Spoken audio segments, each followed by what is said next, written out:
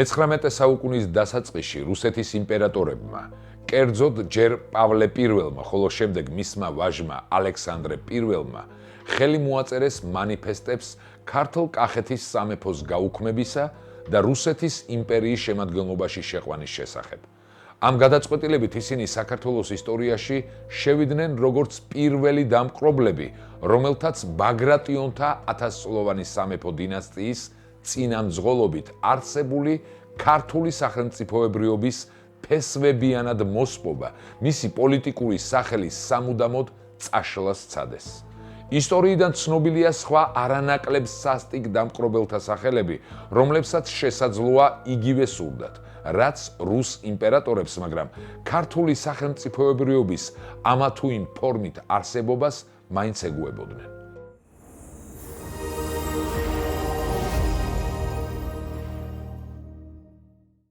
რუსეთის იმპერატორის მმართველობის ქვეშ იძულებით მოქცეული ქართველი ერის ჯანსაღ ნაწილს კვლავ ბაგრატოვანთა გამეფება სურდა. ამ გვარის სახით ქართველობას ეროვნული სახელმწიფოებრიობის ცოცხალი სიმბოლო ეგულებოდა. ამის გამო რუსეთის ხელისუფლების გადაწყვეტილებით ქართული სამეფო ოჯახის წევრთა უმეტესობა სანქტ-პეტერბურგში გადაასახლეს. რუსეთის საიმპერიო ადმინისტრაცია საქართველოში ისე იქცეოდა, როგორც დამპყრობელი დაპყრობილ ქვეყანაში. ამის გამო ქართველი ერის უკმაყოფილება თანდათან მატულობდა.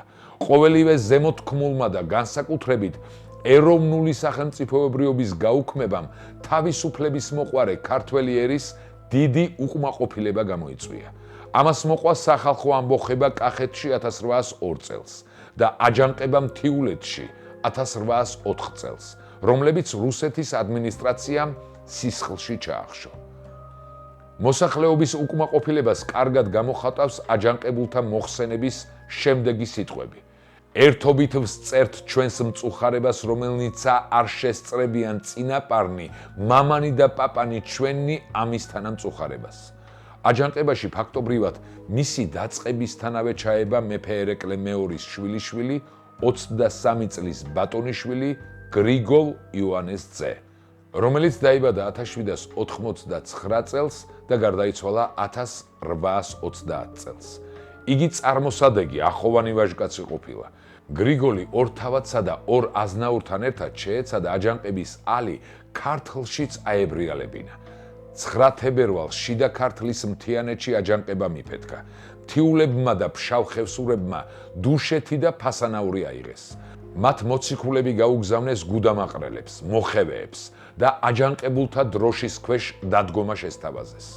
ქართველ მთიელთა მიერ სამხედრო გზის ჩაკეტვამ საქართველოში მყოფ რუსებს დიდი საშიშროება შეუქმნა. აჯანყებულები იმდენად გაძლიერდნენ, რომ ავჭალის მიდამოებშიც შემოაღწიეს და თბილისში მყოფი რუსული ადმინისტრაცია რეალური საფრთხის წინაშე დააყენეს. აჯანყებულებმა, რომელთა შორისაც კახეთის თავადაზნაურობის უმრავლესობა აღმოჩნდა, დამპყრობელთაგან გაათავისუფლეს თითქმის მთელი კახეთი. რუსთა გარნიზონები მხოლოდ თელავსა და ტარაღაჯში გაიდგა. აჯანყებულთა მოქმედების რაიონი შედარებით მცირე იყო ქართლში, სადაც ის ფაქტობრივად არ გასცილებია არაგვის ხეობას. მართალია ქართლელი გლეხობა აჯანყებას თანაუგრძნობდა, მაგრამ თავადაზნაურობის უმეტესობამ მას მხარი არ დაუჭირა. მათგან აჯანყებაში ჩაებნენ იოსებ არაგვის ერისთავი და სვიმონ მაჩაბელი. თებერვლის შუა რიცხვებში გრიგოლ ბატონიშვილი თავის მომხრეებთან ერთად ქართლიდან კახეთში გადავიდა და სათავეში ჩაუდგა აჯანყებულებს, რომლებსაც როგორც თვითონ აღნიშნავდნენ, მეფის მეტი არაფერი აკლდათ. პატარა კახის შთამომავლის კახეთში გამოჩენა აჯანყებულთათვის უდიდეს სტიმულად იქცა. მათ გრიგოლი თავიანთ წინამძღოლად მიიღეს და მეფედ გამოაცხადეს, ხოლო მისი სახელი როგორც მეფისა ეკლესია მონასტრებში იხსენიებოდა. ყოველივე ამას აღიარებდა თვით გენერალი პაულუჩი, რუსეთის ხელისუფლებისთვის გაგზავნილ საიდუმლო წერილებში, რომლებიც შემდეგ აქტების მრავალ ტომეულში გამოქვეყნდა. ვინაიდან ამ სახელის მქონე მეფე ბაგრატიონთა დინასტიაში მანამდე არ ყოფილა, იგი გრიგოლ პირველად უნდა მოიხსენიოთ. აქვე უნდა გავიხსენოთ, რომ ქართველ მეფეთა უდიდეს უმრავლესობას რიგითი ნომერი ისტორიკოსებმა მიანიჭეს. დამპყრობელთაგან გათავისუფლებულ კახეთში არსებულ ვითარებას ალექსანდრე ფრონელი ასე აგვიწერს. 1812 წლის თებერვლის შუა რიცხვებში შიდა და გარე კახეთი თითქმის გასუფთავდა რუსთა მხედრობისგან. მათი მართვა-გამგეობა ხუხულასავით დაიფუშა ერთი შებერვით. კახეთმა ძველებურად ქართულად ამოისუნთქა და ქართულადვე დაიწყო ცხოვრება, ფიქრიანობა და აზროვნება. გულშემზარავი ჭყივილი საეგზეკუციო კამანდებისა აღარ გაისმოდა კურთხეულ კახეთის ველმინდვრებში. სოფლიდან სოფლად აღარ დაძუნძულებდნენ სამგლეიასაულები უნტერ-აფიცრებით საბეგრო ურმების მოსაკრებად. ერთი სიტყვით კახეთი ხიარულობდა, ამაყობდა გამარჯვებით. გრიგოლ პირველის ენერგიული მოღვაწეობის წყალობით აჯანყებულებმა მნიშვნელოვან წარმატებებს მიაღწიეს. გრიგოლის სამეფო ხელისუფლება ვრცელდებოდა კახეთის თითქმის მთელ ტერიტორიაზე. რუსული გარნიზონები მხოლოდ თელავსა და ყარაღაჯში შემორჩნენ და ქართლის ჩრდილოეთ-აღმოსავლეთ ნაწილზე, არაგვის ხეობაზე. გრიგოლ ბაგრატიონის გამეფებით გამოწვეული ქართველთა სიხარული გაიზიარეს თავისუფლების მოყვარე ჩრდილოეთ კავკასიელებმა, კერძოდ დაღესტნელებმა და თაგაურელმა ოსებმა, ასევე თურქმანული მოდგმის ტომებმა, ბორჩალოელებმა და ყაზახელებმა, რომლებიც ქართველ მეფეებს ტრადიციულად ერთგულად ემსახურებოდნენ. 1000-ზე მეტი დაღესტნელი მეომარი აჯანყებულთა ლაშქარს შეუერთდა. გრიგოლ პირველის წინამძღოლობით აჯანყებულნი რიცხობრივად უპირატეს და უკეთესად აღჭურვილ მტერს არეპუებოდნენ. მეფის ასეთმა ენერგიულმა მოღვაწეობამ და კახეთის აჯანყების საერთო კავკასიურ ამბოხებად გადაქცევის საფრთხემ რუსეთის ხელისუფლება აიძულა გადამჭრელი ზომებისთვის მიემართა. 1 მარტს სოფელ ჩუმლაკთან გამართულ სისხლის მღვრელ ბრძოლაში აჯანყებულთა 4000 კაციანი ლაშქარი რუსთა ჭარბ სამხედრო ძალას შეერკინა. ბაგრატ ბატონიშვილი მოგვითხრობს: მუნ იქნა ბრძოლა ძლიერი, მოსწყვიტნეს მრავალნი რუსნი. სამშობლოს გათავისუფლების სურვილით გულანთებული გრიგოლ პირველი მოსახლეობას მოუწოდებდა: გამთენიისას კვლავ განახლდება ბრძოლა და ღმერთი შეგვეწევა. სანამ ერთი კახელი ცოცხალია, კახეთი უკან არ დაიხევს. აჯანყებულებს ბრძოლის გაგრძელება გაუჭირდათ, ვინაიდან საგარეო დახმარება შეფერხდა, ხოლო ამის პარალელურად რეალური საშიშროება შეიქმნა, რომ ჩრდილოეთ კავკასიაში მდგარი რუსთა ჯარი საქართველოში გადმოვიდოდა. აჯანყების გამარჯვებისთვის გადამწყვეტი მნიშვნელობა ენიჭებოდა დარიალის კარიბჭის ჩაკეტვას. ამ სტრატეგიული ამოცანის უზრუნველსაყოფად აჯანყებულებმა სცადეს გადაებირებინათ ხევის მოურავი გაბრიელ ყაზბეგი, ჩოფიკაშვილი. მისი მხარდაჭერის მოსაპოვებლად მეამბოხეებმა გაბრიელს უდიდესი წყალობა აღუთქვეს, რასაც ამ უკანასკნელმა ისევ რუსული ჩინმედლები არჩია. მარტის დასაწყისშივე თიანეთის მახლობლად აჯანყებულებმა რუსებთან მორიგი ბრძოლა გამართეს. აჯანყებულნი თავდადებით იბრძოდნენ, ხიშტებს ზედ აწყდებოდნენ, კლდეებზე ცვიოდნენ, თავს იხოცავდნენ და ტყვეტკი არ ბარდებოდნენ. მტრის ჭარბი ძალების ომში ჩაბმის მიუხედავად მეფე გრიგოლი ბრძოლის შეწყვეტას არ აპირებდა. მისმა მგზნებარე მოწოდებებმა გრიგოლის დევნა და შეპყრობა დააჩქარა. გაჭირვების ჟამს გრიგოლ პირველმა თავის ერთგულ მხედრებთან ერთად თავი დაღესტანში, ანწუხის თემში შეაფარა. იქ ბაგრატოვანი ხელმწიფე სათანადო პატივით მიიღეს.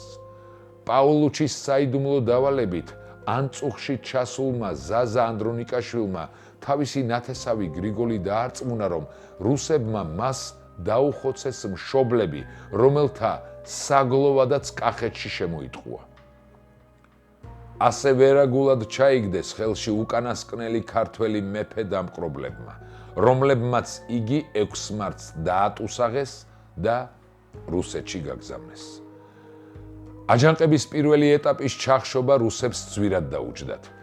ერთი თვის განმავლობაში მიმდინარე ბრძოლებში დამპყრობლებს დაიღუპათ 1350 მეომარი, ხოლო 2012 დაიჭრა. რუსთა 510 მეომარი ტყვედ ჩავარდა. იმავდროულად აჯანყებულებმა მტერს მატერიალური ზარალიც მიაყენეს. კერძოდ რუსებმა დაკარგეს უამრავი ცხენი და დიდძალი სამხედრო ქონება. ამასთანავე აჯანყება ამით მაინც არ ჩამცხრალა და აპრილიდან მან ახალი ძალით იფეთქა.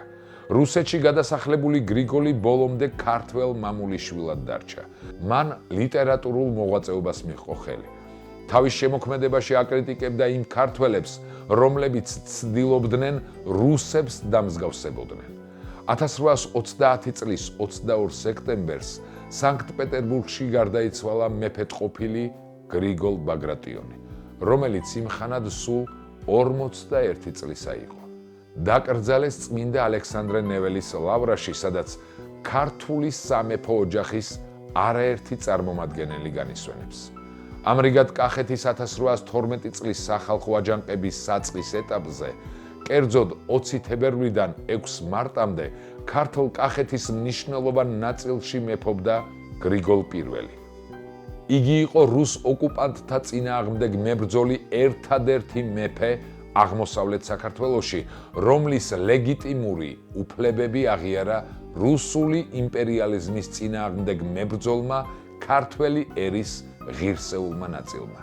მართალია გრიგოლ პირველის მეფობა ორიოდე კვირაზე ოდნავ მეტ ხანს გაგრძელდა, მაგრამ ეს ფაქტი სამუდამოდ ჩაიწერა საქართველოს ისტორიაში, როგორც ბაგრატიონთა დინასტიის ხელმძღვანელობით დარაზმული ქართველი ერის მოწინავე ნაწილის სამშობლოს თავისუფლებისთვის თავგანწირული ბრძოლის კიდევ ერთი საუკეთესო მაგალითი. რუსეთის საიმპერიო და შემდეგ საბჭოური ისტორიოგრაფია თავგამოდებით ცდილობდა, ხოლო თანამედროვე რუსი ისტორიკოსები და პოლიტიკოსები დღესაც ცდილობენ დაენერგათ სავსებით მცდარი აზრი, ვითომდაც ქართველი მეფეები მუხლზე დაჩოქილნი ემუდარებოდნენ რუს მონარქებს, მათი ქვეყნის შეერთებას და უკანასკნელმა მეფემ გიორგი მე-12-მ თავისი ნებით დაუთმო საკუთარი სამშობლო რუსეთს. სწორედ ამიტომ იყო და ამჟამადაც ასეა, მათთვის სრულიად მიუღებელი, რომ უკანასკნელ ქართველ მეფედ ეღიარებინათ გრიგოლ პირველი, რომელიც რუს ოკუპანტებს იარაღით ხელში ებრძოდა. დაგვიწერეთ კომენტარებში, იცოდით თუ არა გრიგოლ პირველის შესახებ. გამოიწერეთ კარდუს გვერდები, მოიწონეთ ეს ვიდეო და გაუზიარეთ რაც შეიძლება ბევრს, რათა ყველამ გაიგოს ამბები საქართველოსზე.